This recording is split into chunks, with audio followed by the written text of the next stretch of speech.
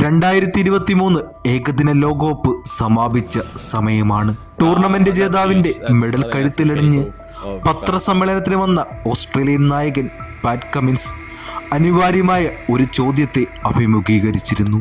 ഫൈനലിൽ നിങ്ങൾക്ക് ഏറ്റവും സംതൃപ്തി തന്ന നിമിഷം ഏതായിരുന്നു? ഒരു പുഞ്ചിരിയോടെ കമിൻസ് മറുപടി നൽകി. അത് വിരാട് കോഹ്ലിയുടെ വിക്കറ്റാണ്.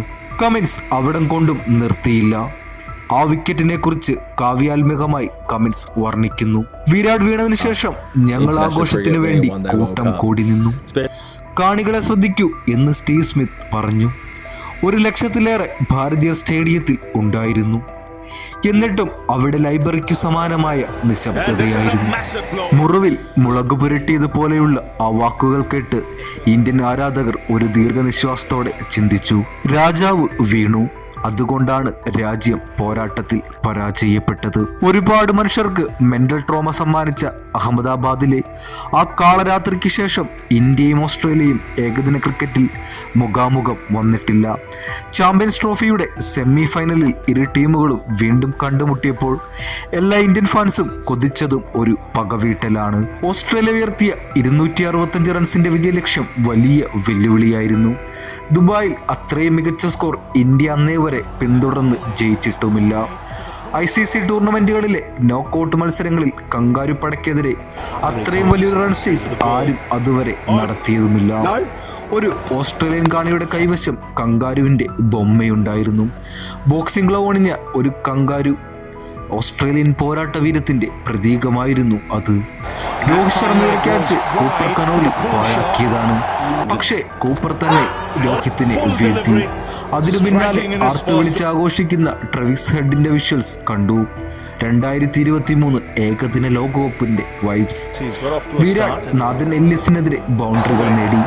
ഇന്ത്യക്കാരുടെ ഹൃദയമിടിപ്പ് വീണ്ടും പഴയ താളത്തിലേക്ക്. ശ്രേയസ് അയ്യരുടെ വിക്കറ്റ് വീണപ്പോൾ ഓസീസ് ഒരു തിരിച്ചുവരവ് മണത്തതാണ്. പകരമിറങ്ങിയ അക്ഷർ പട്ടേലിനെ ഗ്ലെൻ മാക്സ്വെൽ സ്ലഡ്ജ് ചെയ്യുന്നുണ്ടായിരുന്നു. പക്ഷേ ഓസീസിന്റെ ഏറ്റവും മികച്ച ബൗളറെ ലോങ് ഓണിനും ഡീപ് മിഡ് വിക്കറ്റിനുമിടയിലൂടെ വിരാട് ബൗണ്ടറി കടത്തിയപ്പോൾ നമ്മുടെ പിരിമുറുക്കം വീണ്ടും കുറഞ്ഞു. പതിവിന് വിരുദ്ധമായി വിരാട് റൺസ് ചേസ് പൂർത്തിയാക്കിയില്ല. പക്ഷേ അയാൾ പുറത്താവുമ്പോഴേക്കും ഇന്ത്യ ജയമേതാണ്ട് ഉറപ്പാക്കിയിരുന്നു. ഒരു ഹാർദിക് പാണ്ഡ്യ സ്പെഷ്യൽ കൂടി വന്നതോടെ ഇന്ത്യ ഫൈനലിലേക്ക് ചുവടുവെച്ചു. പാകിസ്ഥാനെതിരെ മാച്ച് വിന്നിംഗ് സെഞ്ചുറി നേടിയ ശേഷം വിരാട് പറഞ്ഞിരുന്നു, ഇനി ഒരാഴ്ച ഇടവേളയുണ്ട്. ടീമിലെ യുവതാരങ്ങൾ അതിനെ എങ്ങനെ കാണുമെന്ന് എനിക്കറിയില്ല. പക്ഷേ ഈ പ്രായത്തിൽ എനിക്കൊരു ബ്രേക്ക് നല്ലതാണ്. 36-ാം വയസ്സിലെ കളി പ്രയാസകരമാണ്. പക്ഷേ ഈ പ്രായത്തിലും വിരാട് നമുക്ക് തരുന്ന ചില ഉറപ്പുകളുണ്ട്. ഒരു കണക്കും വിരാട് ബാക്കി വയ്ക്കില്ല. അയാൾ ക്രീസിൽ നിൽക്കുമ്പോൾ ഈ മഹാരാജ്യം അനാഥമാവുകയില്ല. സ്റ്റീവ് സ്മിത്തിന് ഈ ദുബായ് സ്റ്റേഡിയത്തിന്റെ ഗാലറിയിലേക്ക് നോക്കാം. അവിടെ ഇപ്പോൾ ലൈബ്രറിക്ക് സമാനമായ നിശബ്ദതയല്ല. ഇന്ത്യൻ ആരാധകർ ആനന്ദ നൃത്തം ചവിട്ടുകയാണ്. ഡ്രംസിന്റെ ശബ്ദം മുഴങ്ങുകയാണ്.